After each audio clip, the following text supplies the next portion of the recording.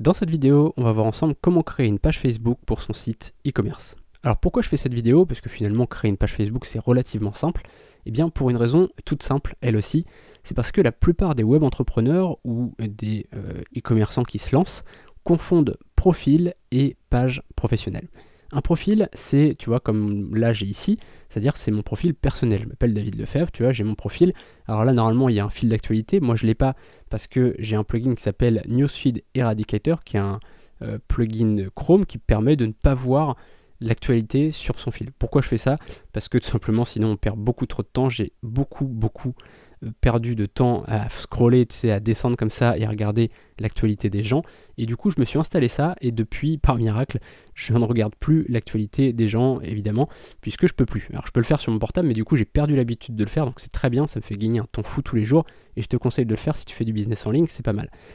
Donc ça, voilà, c'était juste une parenthèse, mais tout ça pour te dire que donc un profil privé, tu vois, c'est là par exemple David, mon profil s'appelle David Lefebvre et c'est mon profil personnel. Donc ça, c'est le profil avec qui j'ai des amis, j'ai ma famille, tu vois, je peux retrouver des gens qui étaient dans ma classe en 6e ou tu vois, ce genre de choses. Mais ça, c'est vraiment mon truc perso. Alors évidemment, j'ai des clients ou j'ai des personnes qui me demandent un ami. D'ailleurs, si tu veux me demander un ami, c'est avec grand plaisir. Si tu me retrouves, parce qu'il y a beaucoup de David Lefebvre, donc voilà, tu vois, c'est cette photo-là actuellement. Mais tu vois, je ferai avec plaisir que je t'accepterai en ami. Alors, j'ai souvent des demandes, donc envoie-moi un message si jamais tu me demandes un ami et que je t'accepte pas tout de suite, parce que j'ai souvent des demandes et parfois, voilà, c'est des gens qui, tu vois, ajoutent plein de gens, tout ça pour faire du business, et justement, il y a beaucoup de gens, voilà, qui, derrière, ne proposent rien, c'est-à-dire qu'ils demandent plein de gens en ami, et en fait, derrière, il n'y a rien, tu vois, c'est-à-dire qu'ils demandent 5000 personnes en ami, puisque la limite, c'est 5000, et puis derrière, il se passe rien, c'est-à-dire qu'ils vont pas envoyer un message, ils vont pas proposer de la valeur, et donc au final, je me retrouve des fois avec où j'ai accepté des gens en amis et ils partagent rien, c'est finalement des coquilles vides, ça sert pas à grand chose. Là, ce que je vais t'apprendre à faire, c'est à créer une vraie page Facebook professionnelle, d'accord? Tu peux évidemment avoir un compte, c'est-à-dire un profil professionnel, hein. Tu peux très bien créer ton compte avec ton prénom et ton nom, et puis ajouter des gens, et puis leur proposer des choses, leur dire voilà, est-ce qu'on peut faire un partenariat, est-ce que ceci, est-ce que cela. Par exemple, hier, j'ai un petit jeune qui m'a demandé un partenariat, il m'a contacté sur mon profil privé, tu vois. Donc ça, c'est très bien. Mais il faut aussi avoir une page Facebook pour pouvoir en fait mettre son logo, pour pouvoir mettre le lien vers son site, etc., etc. Et donc ça, je vais te montrer comment faire dans quelques instants. Mais juste avant, je vais te montrer comment créer un logo et une bannière sur Canva, pour une raison simple, c'est que pour créer notre page Facebook, on aura besoin d'un logo et d'une bannière. Donc pour faire nos designs, on va aller sur canva.com. J'ai déjà ouvert ici, tu vois, c'est un logiciel moi, que j'utilise quasiment tous les jours, même plusieurs fois par jour la plupart du temps. C'est vraiment un logiciel extraordinaire, on en a déjà parlé, mais tu peux tout faire avec. Et donc, on va tout de suite mettre notre logo, puisque tu vois qu'ici on a le choix, évidemment il était juste ici, mais tu as vraiment le choix entre tous les types de design, tu as vraiment plein de choses, et donc ce qui va nous intéresser maintenant, c'est logo. On clique ici,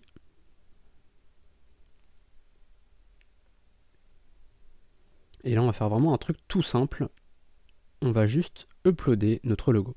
Alors tu vas te dire oui mais pourquoi on n'a pas directement mis le logo? Eh bien parce qu'il y avait un fond transparent et donc ça aurait fait bizarre, en fait ça aurait fait un fond gris, ça aurait fait quelque chose d'assez bizarre. Donc on va télécharger nos images.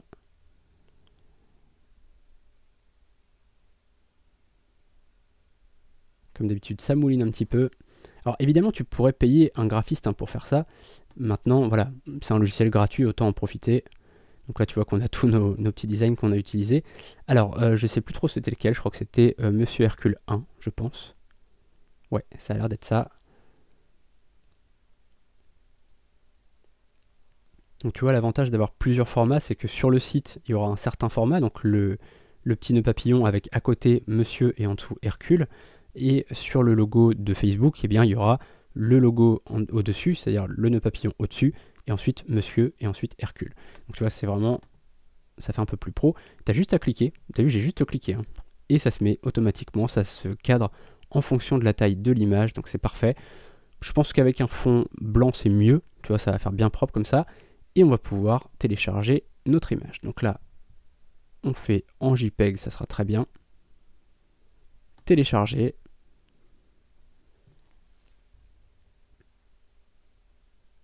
Et donc on va l'avoir dans nos téléchargements. Alors il faudra évidemment le renommer avant de le mettre. Et maintenant on va voir pour la bannière. Donc on ferme ça et on va créer notre bannière. Alors la bannière, tu vois qu'ici on a miniature YouTube, on a diaporama, on a couverture Facebook et c'est ça en fait. Alors ce qui est génial en fait c'est que ça se met vraiment pile au niveau du nombre de pixels. Parce que sinon il faudra aller regarder la taille, tu vois, parce que sur internet tu peux aller voir, tu tapes dimension profil Facebook, dimension couverture Facebook, dimension photo de profil Facebook, etc. Tu vas trouver, sauf que là sur Canva t'es tranquille, c'est toujours mis à jour, c'est toujours la bonne taille, donc t'es tranquille. Tu vois, il y a quelques temps, moi j'étais resté sur 815 par 515, par 315. En fait, ça a changé, c'est 828 maintenant par 315. Donc tu vois, ça change tout le temps et au moins tu es tranquille, là, tu auras les bonnes dimensions. Alors ce qu'on va pouvoir faire, c'est qu'on va mettre une image.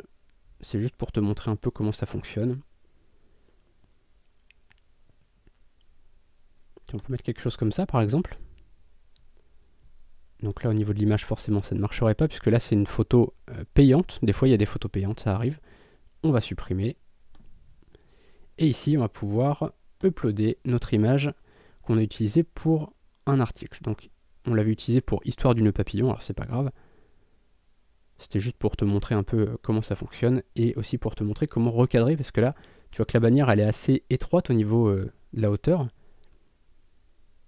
Et l'image, là, et la photo est un petit peu trop large, et donc on va pouvoir bien recadrer pour qu'on voit le nœud papillon. Parce que là, tu vois, on va glisser, cette fois-ci. En fait, pour le logo, tu as vu, on a juste eu besoin de cliquer, mais si on clique, ça fait ça, tu vois. Alors que là, il faut glisser pour que ça se mette vraiment dans l'encadré.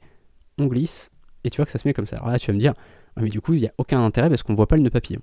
On double-clique, et là, tu vois que tu peux faire glisser comme ça.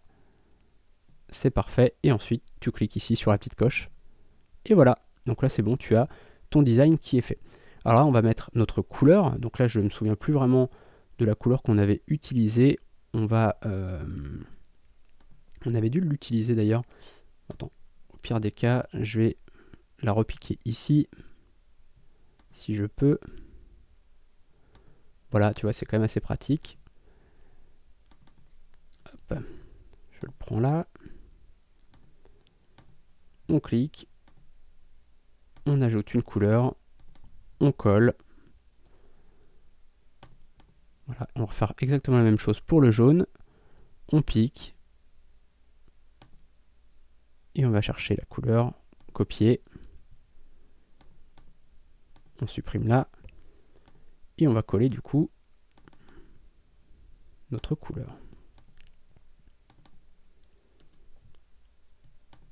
Voilà. Donc là, ce qu'on peut faire, on peut mettre une typo. On n'est pas obligé de mettre une typo qu'on a utilisée sur le site. Hein, on peut utiliser une typo un peu différente.